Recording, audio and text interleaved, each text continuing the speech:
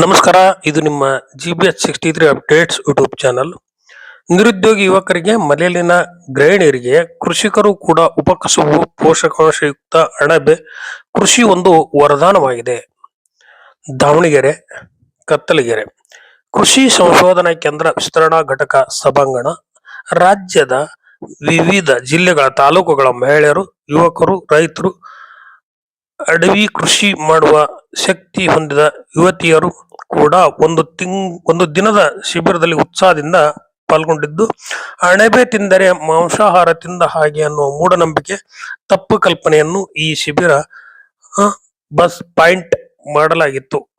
Doctor Gangadhar Biradar 60ಕ್ಕೂ ಹೆಚ್ಚು ಶಿಬಿರಾರ್ಥಿಗಳನ್ನು ಕಲೆ ಹಾಕಿದ್ದು, ಅವರ ಕ್ರಿಯಾಶೀಲತೆಯನ್ನು ತಾನೋರ್ವ ರೈತನ ಮಗನಾಗಿ, ಕೃಷಿ ವಿಸ್ತರಣಾಧಿಕಾರಿಯಾಗಿಯೂ ತಂತ್ರಜ್ಞಾನ ರೈತರಿಗೆ ತಲುಪಿಸುವ ಬಿರಾದರ್ ಅವರ ಶ್ರಮ ಇಲ್ಲಿ ಸಾರ್ಥಕ ಅನ್ನಬಹುದು. ಅಣಬೆ ಕೃಷಿ ಮಾಡುವುದು ಒಂದೇ ಅಲ್ಲ, ಅದನ್ನು ಮಾರುಕಟ್ಟೆಗೆ ಹೇಗೆ ಮಾಡಬೇಕು, ಮನೆಯಲ್ಲಿ ಕೂಡ ಆಹಾರವಾಗಿ ಬಳಸುವ ರೀತಿಯನ್ನು ಮೂಡಿಗೆರೆಯ ಕೃಷಿ ಸಂಶೋಧನಾ ಕೇಂದ್ರದ ಕೃಷಿ ವಿಜ್ಞಾನಿ ಡಾಕ್ಟರ್ ಸಹನಾ ಸೀಗೇಹಳ್ಳಿ ಮತ್ತು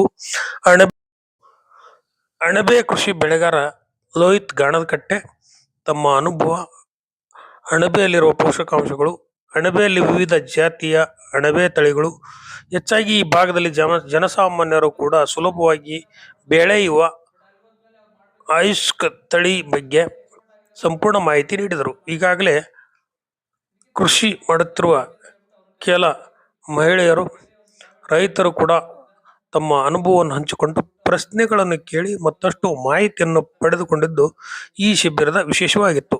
ಆರಂಭದಲ್ಲಿ ಕೃಷಿ ಸಂಶೋಧನಾ ಕೇಂದ್ರದ ಮುಖ್ಯಸ್ಥ doctor Santhimmappa, doctor Anand Kumar, doctor Sharanappa Prasadi, doctor Sharanappa Kuri ಸೇರಿದಂತೆ ಕೇಂದ್ರದ ಹಲವು ವಿಜ್ಞಾನಿಗಳು ವಿವಿಧ ವಿಷಯಗಳ ಬಗ್ಗೆ ಮಾಹಿತಿ ಹಂಚಿಕೊಂಡರು.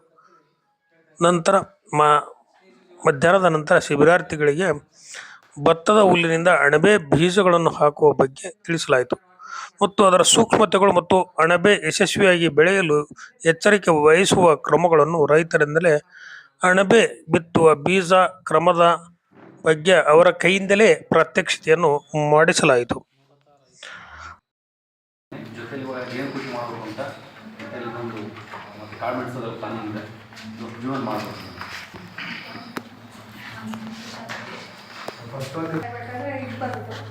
ಮಾಡ್ಬೋದಲ್ಲ ಅಂತ ಸರ್ ಭೇಟಿ ಮಾಡಿದ್ದಾರೆ.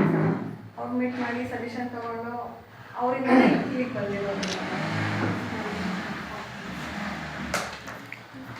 ಮೇಡಮ್, ನಾನು ಆಗಲೇ ಬೆಳೀತಾ ಇದ್ದೀನಿ, ಅದಕ್ಕೆ ಸ್ವಲ್ಪ ಇದು ಕ್ಲಾರಿಟಿ ಬೇಕು ಅಂತ ಬಂದಿದ್ದೀನಿ ಅಷ್ಟೇ. I have already started. ನನಗೆ ಮಾರ್ಕೆಟಿಂಗ್ ಗೊತ್ತಿಲ್ಲ, I am not interested in marketing. ಅಂದರೆ ನಾನೇ ಪಕ್ಕ ಕೊಡೋಣ ಅಂದ್ಕೊಂಡಿದ್ದೀನಿ, ಬಟ್ ಆರ್ಗ್ಯಾನಿಕ್ ಬೆಳಿಬೇಕು ಅಂತ ನಾನು ಪ್ಲ್ಯಾನ್ ಮಾಡ್ತಾ ಇದ್ದೀನಿ.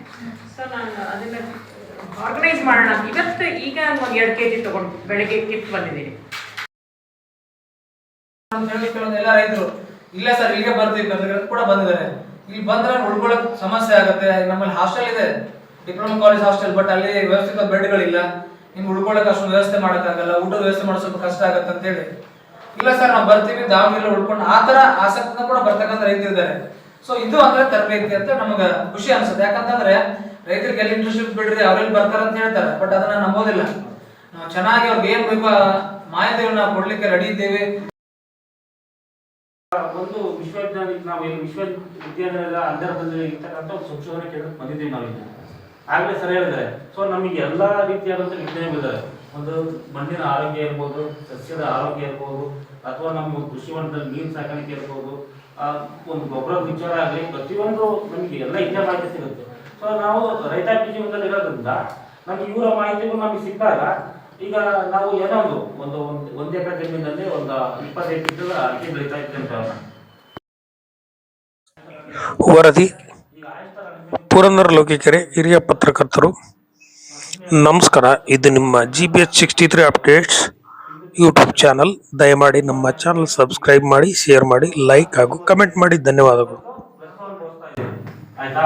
ಸೊ ನಾವು ಮೇಲ್ಗಡೆ ಒಂದು ಬೋರ್ಡ್ ಹಾಕಿ ಡಿಸ್ಪ್ಲೇ ಮಾಡಿದ್ವಿ. ಸೊ ಹೋಗ್ತಕ್ಕಂಥ ಕಾರುಗಳು, ಬೈಕ್ಗಳು ಬಂದು 60 kg ಆದ್ರೂ ನಮಗೆ ಒಂದು 5 ಲಕ್ಷ ಕಸ್ಟಮರ್ ಬಂದ್ರು, ನಮ್ಗೆ 5 kg ರೀಚ್ ಆಯ್ತು. ಸೊ 5 kg 300 kg ಅಂತಂದ್ರೆ 1,50,000 ರೂಪಾಯಿ ಆಯ್ತು. 1,50,000 ರೂಪಾಯಿ ನಾವು